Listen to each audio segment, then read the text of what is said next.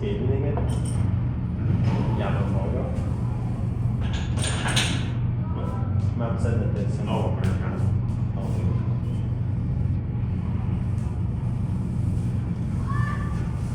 How'd that feel up there?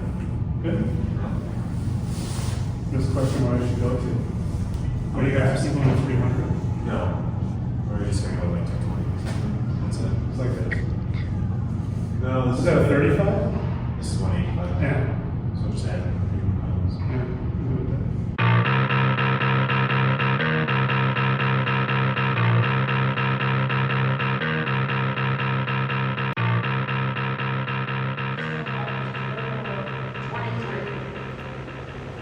Starting on the inner wing is Marc Pelchat.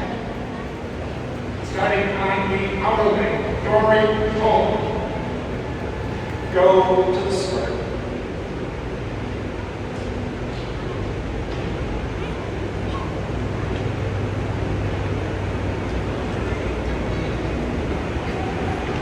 Ready?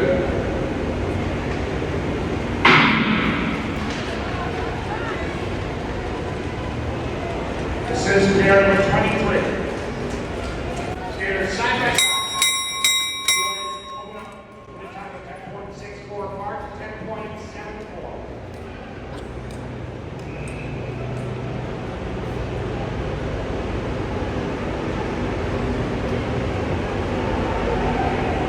Now they enter corner number 3. And the exit for Yori on the inner corner. Here they come. And now finish with Yori posting a time of 38.23. Mark with a time of 39.06. Hey, Autumn Athletes, Larry Sorensen here. Today I'm going to connect with Marc Pelchat, find out what makes him an Autumn Athlete that's not done yet. Before we get started, please remember, if you enjoy our content, like, subscribe, ding that bell for notifications. Don't forget to visit automathletesndy.com. All right. Marc, thanks so much for joining us today. Why don't you start us off with a little introduction? Yeah, sure. Thanks for having me. Marc Pelchat, two-time Olympian, 1998, 2002 in speed skating. And I'm back on a new journey at my age and trying to see if I can qualify for Olympic trials at 58 years old. How about career and family, hometown, all that kind of stuff? So hometown, grew up in Chelmsford, Massachusetts, in the Boston area. I have two children. One is 19, one is 22. 22-year-old's getting married next fall, so exciting times for us. And my son at 19 just started college this past fall. So married for 10 years to my wife, and she's probably the biggest supporter that I have. I could never do this without her. This would be impossible to do without that kind of support. And where do you currently reside? And I live right now in Wisconsin. And why do you live there? Well, it's a long story. We only have a short amount of time. I moved to Wisconsin to pursue speed skating at 25 years old. Met my first wife there and had a couple of kids, and then after divorce, stuck around to be near my children, and I've been there ever since. Now I'm work in the private sector, work in manufacturing, run a manufacturing company out of Burlington, Wisconsin. And it just so happens that it's one of two indoor skating facilities in the entire U.S., right? Correct. Yeah, that definitely makes it easier, especially as you get older. Skating outside is not for the faint of heart, even though some of the tracks in Europe are epic and love to be there and skate in them. Skating indoors is a lot more comfortable. Great to get that initial introduction of you. We're going to talk more about what you're trying to accomplish right now in a minute, but I do want to get a little bit of history. So you mentioned about the Olympics, but were you athletic as a child? Did you do different sports? Was it always speed skating? Kind of walk us through high school, through the Olympics, all the way up till, about a year and a half ago when you started this journey. Very athletic, played every sport you can think of growing up. Without sounding like that guy, things came pretty easy to me. I was pretty athletic. Everything I did pretty well. Also, part of my upbringing is just making sure that you put everything you have into everything that you do, right? And it's kind of become second nature to me to be all in with everything I do. So I played high school hockey. That was probably the sport I did at a high level. I was Mr. Hockey in Massachusetts in 1985, which I still feel pretty proud about that. And Hall of Fame member of the Massachusetts Athletic Association. So that was pretty neat thing. And I went to college at UMass Lowell, and then short stint of some professional hockey. And after that, and then I decided at 25 years old to make the switch over to speed skating. Now, did you stay in the East Coast to speed skate, or did you move into Wisconsin to do that? Yeah, so I started out in short track in Boston area, and I had a lot of really good people behind me. But the first day, I remember like it was yesterday.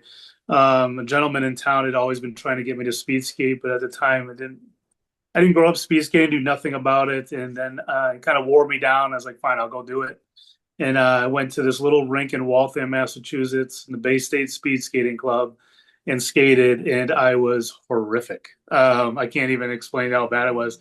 8, 9-year-old girls would kick my butt all over the rink, but for some reason at that point in my life, I needed that physical challenge, and I loved it. I had the greatest time, probably that I've ever had on a pair of skates, and I was hooked. That night I was hooked, and I wanted it. And the organization and the people there were great to me, and I remember them talking to me about a race they had that weekend in Pittsfield, Massachusetts, and they're like, you can be in the novice division, and I'm like, novice division? I'm like, what? It's like, I'm like, when's the next Olympic trials? And they just kind of looked at me like, you're crazy, you know. And but that was the start of it. So then walk us through from that time up into the Olympics and give us a little idea of your Olympic experiences.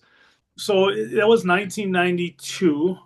So the Olympic trials were 2 years later for short track. I ended up making trials that year, my second year in speed skating, and I finished in the top 8, which got me on the national team for short track. After 2 years, was a pretty good achievement.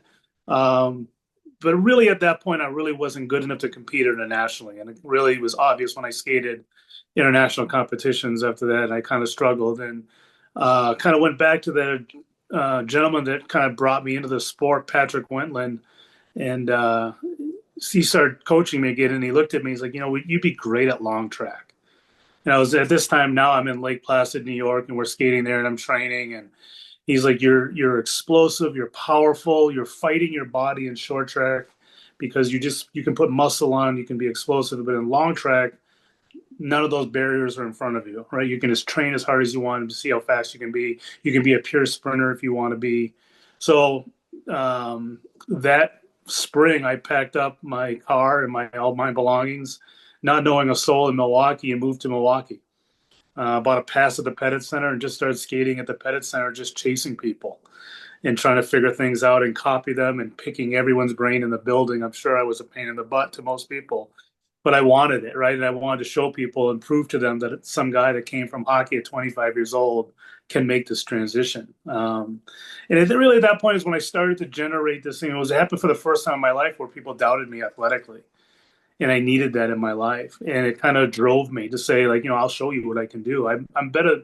I know I can do this. I just have to figure it out. Right. Mm-hmm. And so, you know, whatever, 25 years later, come to find out you don't really ever figure it out. You know, you're always figuring it out. Right. But no, it was kind of the start of an amazing journey and fun process in my life. Walk us through the actual Olympic process. Obviously, the qualifier and everything. Tell us about all that. So then, 98 Olympic Games came, and I was still really a new skater to skating, but for some reasons, long track really fit me well, right? And I had a lot to learn, and I became the oldest first-time speed skating Olympian ever at 30 years old.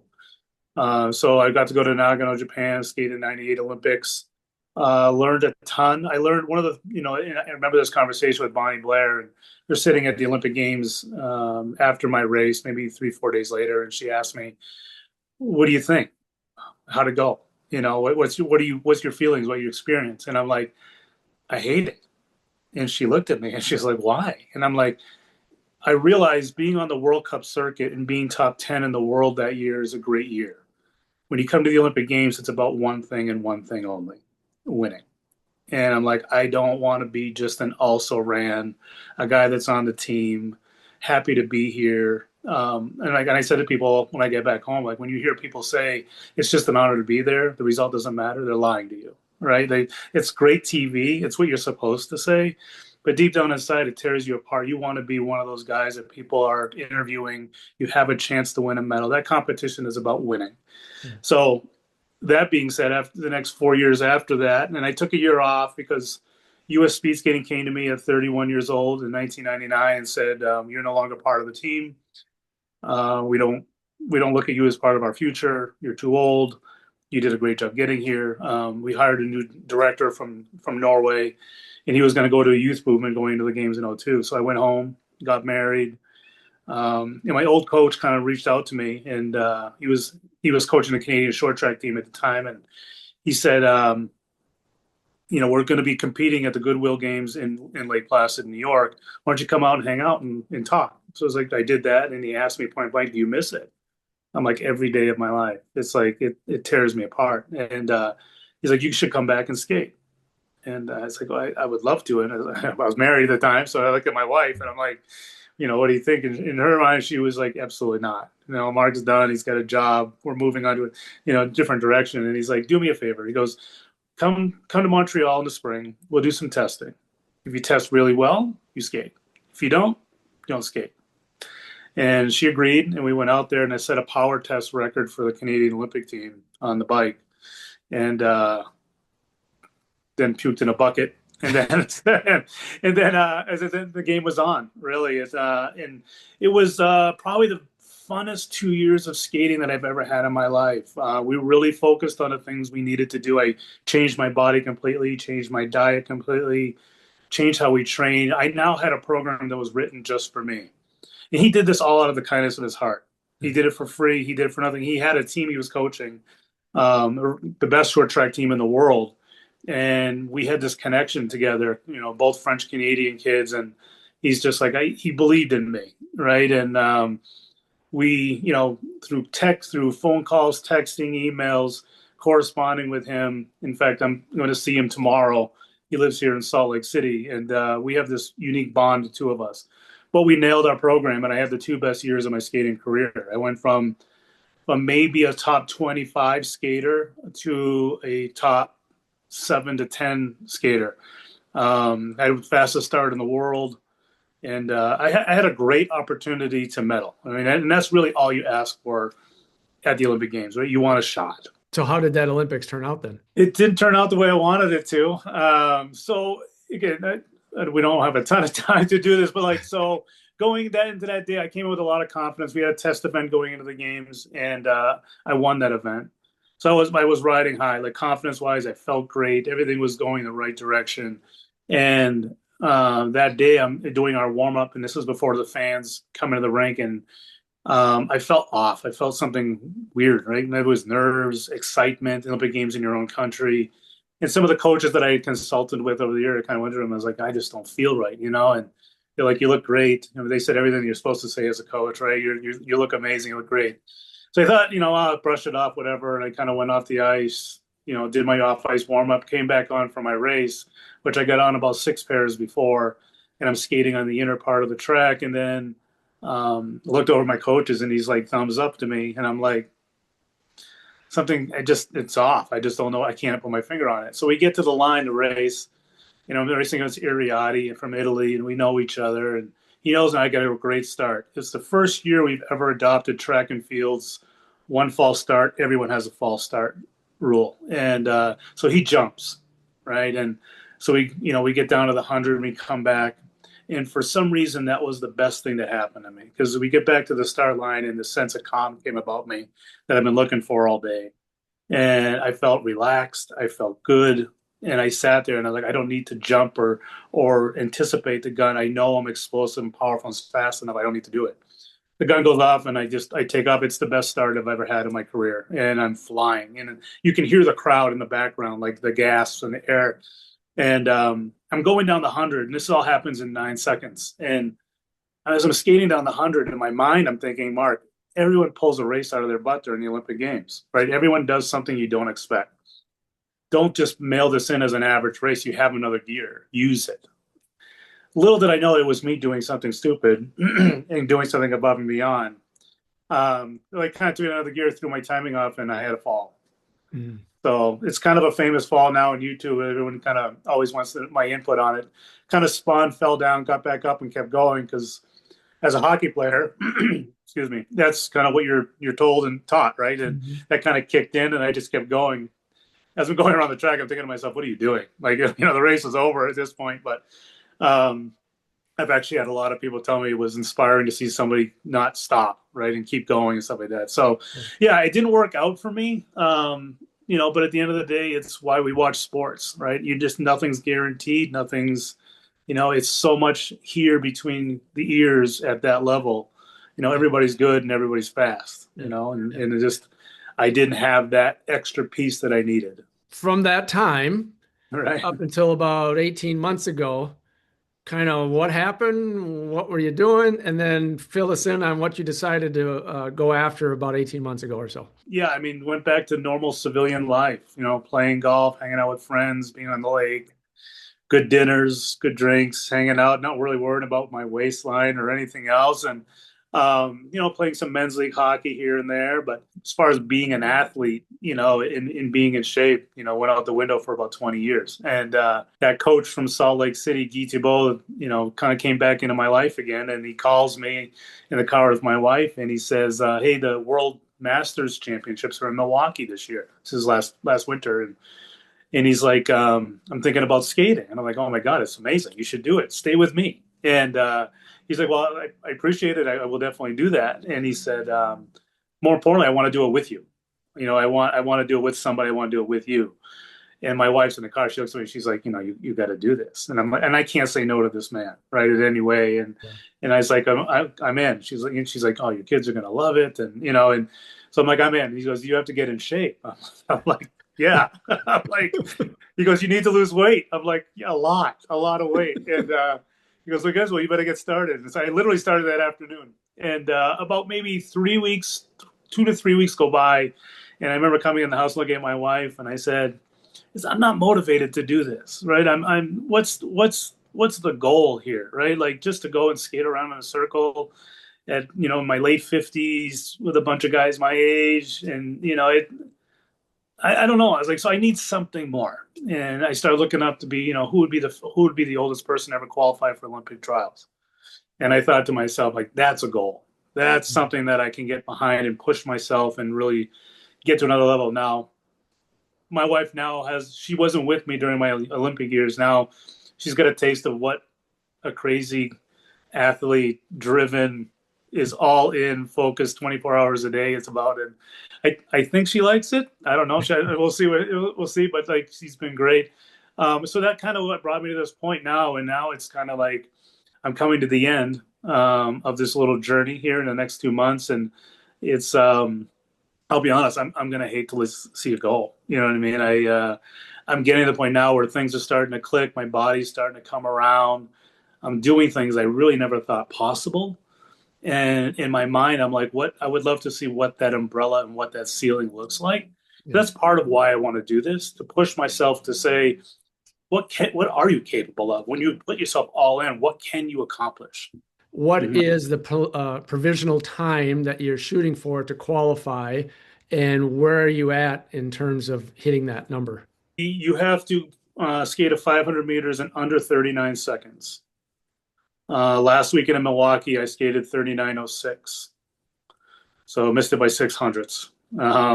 Wasn't a clean race. So, I mean, as an athlete, I'm kind of excited. I know there's more speed there. I just got to skate a little bit better technical race, and it should be fine. Salt Lake traditionally is a little bit faster than sea level rinks. So that in the back of my mind is good. I'm trying not to put it in the front of my mind because you don't want to, get 2 steps ahead. But I mean, there's a pride sense to me that I would love to skate the qualifying time at sea level in Milwaukee, because everyone that's been over 50 that's ever qualified has always done it at altitude. So there's a little bit of a pride factor to say, like, I did it at sea level. It's more difficult to do. It's still a goal of mine to do it, but I'd love to take care of business tomorrow here. So you mentioned originally when you were talking about doing the Masters, what's the point of just skating around with a bunch of guys your age and so forth. Now you set this big goal, and we're going to look at one of your workouts here a little bit later, but you've had the opportunity to train with I kind of chuckled when you first told me, like, yeah, I trained with the best in the world. And I thought, you were just kind of saying that as a term. I didn't realize that you literally were training with the best in the world. So how did that happen that you got hooked up with the world champion? I mean, the best in the world skater at your event. And then how has that been interacting with a 21-year-old guy who is at that level? Does he ask you for, advice from your older days? Or how does that whole thing kind of work? Yeah, so it started really with my son trying speed skating out a couple of years ago, and he was kind of part of this younger group coming up, and Jordan was one of those skaters of those kids coming up, and got to know him a little bit, and then know his coach Bob Corby, and then when I decided to come back and skate, I thought to myself, what a great opportunity to be around great athletes that skate great.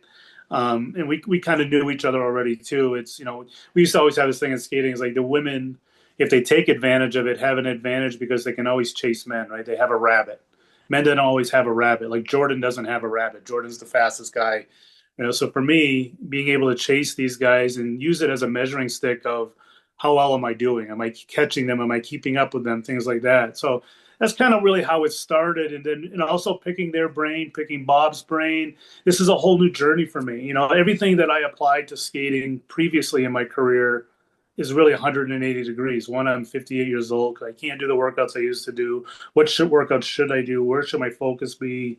What is my technique like? As things changed in the world of speed skating, technically and what they think about and look at. And there are some things that do that. So we're constantly talking and asking each other things. I know Jordan asked me things. I think some of it's obviously Jordan is doing things that I never thought was ever possible, and I'm not going to give him any aha moments with any advice I have for him, but we're always picking each other's brains about things in preparation and eating and stretching and, different workouts you do at different times of the week. And what do you prepare for racing? And what did you do back in the day when you did things? And he loves to know the history of things and how people used to do it. It doesn't really, I don't think, influences him today. I guess that'd be a question for him. But yeah, I mean, I think at the end of the day, it was a perfect marriage. We get along great. I mean, there's definitely an age gap. There's definitely, lingo that I don't understand and how they approach things that's different than how I did it. They're young, young men, that are finding their way maturity wise and everything else. So we're going to take a little look at one of their workouts. So let's pause for a second and watch these guys on the track as they train for a little bit.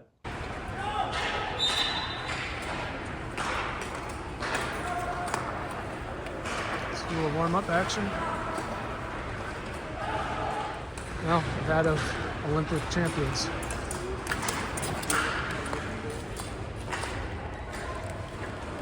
So I worked at Channel 12, Channel 4, okay. WISN.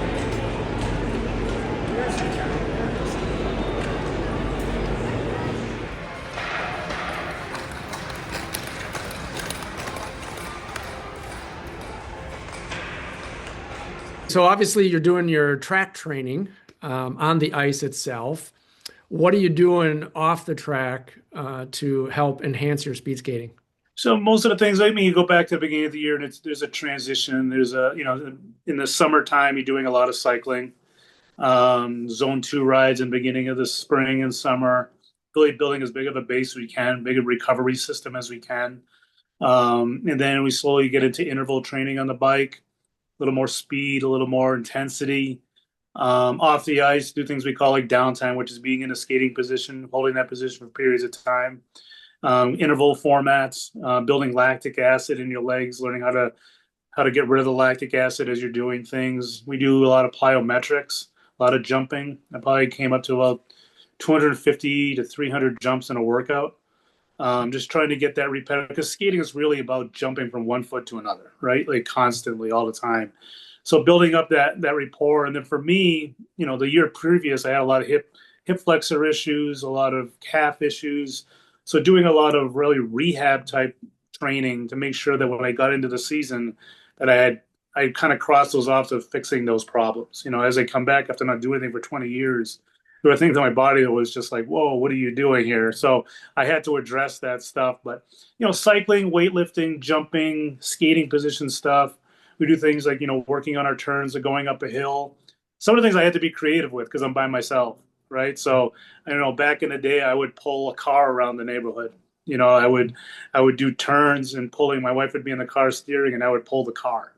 I have a weighted sled now. I have a big rubber tire that I pull now to do explosive stuff. So I have some resistance, things like that. So trying to be creative on what I can do to get as explosive and powerful and strong as I can. For those of you, if you've never watched speed skating, take a watch. It's quite exciting to watch. But one thing that you notice quickly is speed skaters have legs like woolly mammoths. So the question I do have is, obviously there's a tremendous amount of work that goes into the legs for speed skaters, but what about the upper body? Like, sprinters in particular, you're a sprinter. Sprinters are very muscular and full in the upper body as well. It doesn't seem like that's the case for speed skaters so much. So what's the difference there, and what do you do from an upper body standpoint? I mean, everyone's a little bit different. I came from hockey, and really getting rid of muscle mass on my upper body was always my goal, right? My goal was, how do I get rid of as much as I can? Because you don't want to carry anything extra around you don't need, right? And we used to always say, you're building a NASCAR. You want it to be as explosive, powerful, strong as you can be and weigh nothing, right? So it's a kind of an oxymoron, really, when you think of it. Core, I would say, from your chest down is everything. That point is critical to be as strong as you can be. Upper body, I think the proper term is you want to be maybe fit. So I think some athletes that are leaner tend to be a little lankier, maybe do a little bit more, and the ones that aren't maybe don't do as much.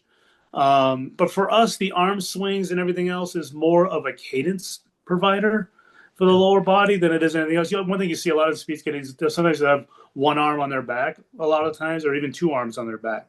So their arms aren't being used like they do in track and field for a lot of the races. The only race that I know of that we use two arms all the time is the 500 meters, the shortest distance. Yeah. And even in that race nowadays, a lot of guys have put one arm on their back in the turns.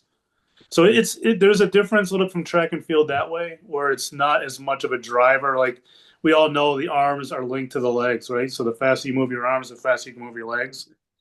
But once you get up to speed in skating, it's a technical aspect to it, right? And using your leverage and power into the ice that really provides you the speed that you're looking for. How about your diet and nutrition? Do you track your macros? What do you shoot for if you do? Just tell us kind of how you eat in general to support your performance. Yeah, I'm probably going to make nutritionists roll over here. So I'm a very anal athlete, right? I love routine. I love doing the same thing over and over again, which drives my wife crazy. I eat the same thing for breakfast and for lunch every single day. It's like it's the Steve Jobs kind of mentality, right? My dad was like that for work. He wore the same thing all the time. I never have to think about what I'm going to eat. I just eat the same thing. So in the morning, I'll have a bagel with a thin layer of like peanut butter. Back in the day when I was skating, it allowed me to bring in some carbs, and the peanut butter and the fat would slow down the carb compensation. I wouldn't burn it up as fast because I had a little fat in there, and maybe I could say I had a little protein in it. And then for lunch, I'll do like a wrap. People will tell me I put a lot of meat in my sandwiches. What I do, I'm trying to put a lot of protein in there. I'm trying to get 30 to 40 grams of protein. So you got to put a fair amount of sandwich meat in there to do that. Yeah. Over the years, as I've gotten older, I've kind of reduced my gluten intake. So I tend to go gluten-free on my wraps. I'm not gluten-free, but I've reduced the amount of gluten I put in my body. My body responds better to it, I find, especially as I gotten older. My body has changed. And then I'll usually do like a power bar around like 3 o'clock. So I'm eating basically like every 3 hours. Mm-hmm. I'm having something put in my system. And then afternoon workout, and then I'll have dinner when I come home. Like I try to really gear my meals around workouts. So when I'm done a workout, I'm eating right after, and I'm not putting a big gap, and I'm replenishing and repairing as much as I can. So, we had a chance to chat a little bit, and you talked a lot about, trying to perpetuate the sport, do some things to grow it and so forth. Kind of give us some of your thoughts on the Yeah. state of speed skating here in the U.S. and maybe like what you'd like to see and moving forward. Sure. We'll try to be politically correct. Well, I mean, I think for years there's been a disconnect between the athlete and the organization. I think there at times there's been people there that have thought about doing the right thing. I think we have a systemic problem of taking athletes from sport to somewhere in the office of the organization, and they've never really got on the real world and work real jobs and understand how businesses are run and how do we run them and how do we make things better, right? And I think there's a disconnect a little bit sometimes there.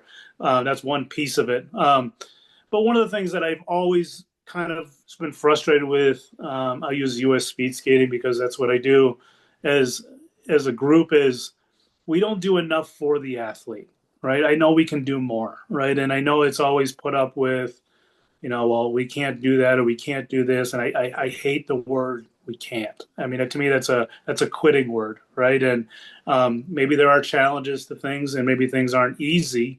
But I think one of the things you look at is how we promote our athletes to help them become more better known outside of speed skating. So when they go and knock on doors, it's marketing, right? In my world, for my sales team and my business, the more I market our company and our capabilities, the easier it is for my sales team to get in the door places and sell. Mm-hmm. Speed skating has to understand that their athletes are their product, and we need to market them. So when they're out looking for sponsors, knocking on doors, it's easier for them to have those conversations. That's one piece. Yeah. The other piece is educating our skaters to understand how, right? How do I get sponsors? What are companies looking for? What am I selling? And I would say 80% of the people I talk to have not a clue on how to sell themselves, right? They're selling spots on uniforms, right? And I educate the ones I can get in front of as much as I can of, it's not a very attractive thing to a company. It's like, and I say to them, like, these point blank things of, you skate inside a building that nobody's ever in, and you skate in a sport that no one knows nothing about, and you skate outside the country 80% of the time. Why am I putting my logo on a uniform? What does that do for me? Yeah. And they kind of look at me like, that makes sense. I'm like, yeah, don't sell the spot on uniform. And I said, more importantly, sell your story. Like, yeah. We have some incredible stories, right? The athletes have stories that are, I mean, it's incredible. Some of these kids, it's like, God, which people should know that, right? And, get a website. It's not expensive.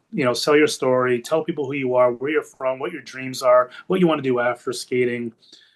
Sell that person. It's like when you look at people and why people get sponsored for someone, they sponsor someone for who they are and what they bring to the table and who they want to be after, right? So that's another piece.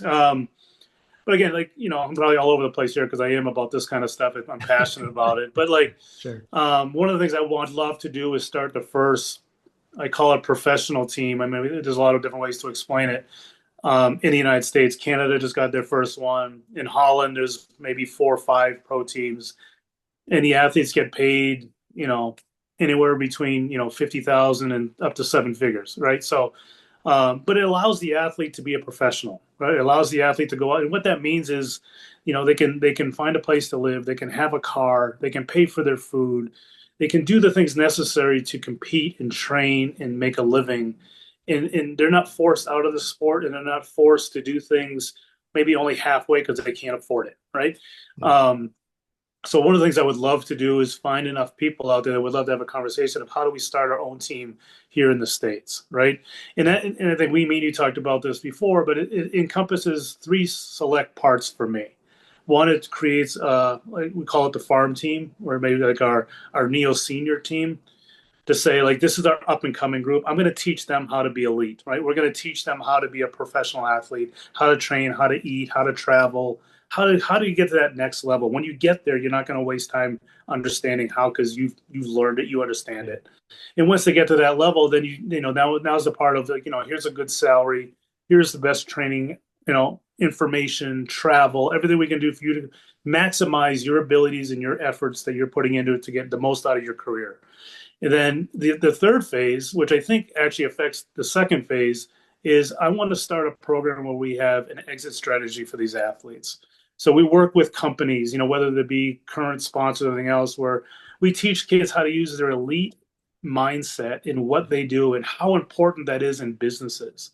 And how businesses are always looking for these people that have this drive and determination and passion, and how they've implemented it in a very, to be honest, difficult arena to be successful, and then how that can relate to business, and how companies can use that, and then and have that feeder group. I think it keeps people in sport longer when they feel like they don't have to jump ship at 24, 25, because it's like, if I skate to 29, I might miss my window, and all of a sudden now I'm not hireable. I hear that out of athletes all the time. I hear that out of people like Jordan, right? Yeah. He's 21 years old. He's already thinking of that. Yeah. Right. So I'm like, how do we do that? How do we manifest that? So, I mean, when I look at a pro team, it's more than just paying people salary and saying, hey, you're on a pro team, here's money. There's a business model to it. So yeah, definitely. Long-winded, I know, but that's no. Well, I mean, we like your passion, and I had mentioned to you, I grew up here in Milwaukee. Eric Heiden, Dan Jansen, Bonnie Blair, Chris Whitty, all of these famous skaters. I used to skate at the Pettit Center before it was a building when I was a kid, and it was just an outdoor rink. Sure. And then here you're telling me about, we've got the greatest in the world here right now, and I didn't even know he existed. So, that if I don't know here, being in the sports world, who does know? So, I think it's a great point to be able to, get the best in the world here and support them. So that's all good stuff. All right. So back to you. We want to wish you the best of luck here. And I know you have a race tomorrow. I certainly hope you come back and maybe give us a little update when you qualify, just a short little update on how all that worked out, because I know you're going to make it. And we'll look forward to seeing that. So in the meantime, we got just a minute or two here. I want to ask you, just leave us with some final thoughts. Yeah, I think at the end of the day, I think, as you get older, I think it's easy to doubt people. I think it's easier to put labels on people of what you can do and can't do and what you can accomplish. And one of the things I've always been a advocate for is not putting a ceiling on anything. And I think putting, your foot to the pavement and showing what you can do and what you're capable of, and then letting that be your answer instead of people just saying, well, you're too old. It's one of the things that it probably drives me crazy than anything is I get a little injury and I was like, well, you're 58 years old. And I was like, well, the NBA guys are blowing out Achilles and they're in their prime of their careers, right? So I think at the end of the day, I think, keep pushing forward. Age is really just a number. Yep. We probably can't do what we did when we were 25, but I think, no one really knows what we can do. Well, there you go, folks. Marc Pelchat. He is definitely an Autumn athlete that's not done yet. Remember, keep moving, set your own goals, and train hard to achieve them. Thanks so much for watching, and we will see you next time.